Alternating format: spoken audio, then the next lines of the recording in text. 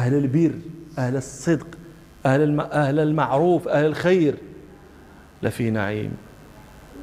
نسأل الله أن يجعلنا منهم. لفي نعيم، النعيم الذي لا يزول، لا تخاف عليه لصا ولا تخاف عليه موتا تموت وتتركه، ولا تخاف عليه زوالا فيذهب ويتركك، لا يحول ولا يزول. إن الأبرار لفي نعيم على الأرائك ينظرون. الأرائك، على الأرائك، فراشات.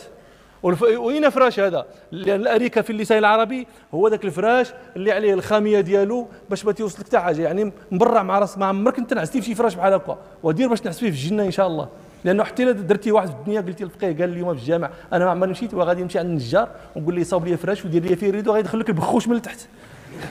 هذاك ديال الجنة في غير النعيم. إن على الأرائك ينظرون إلى ماذا؟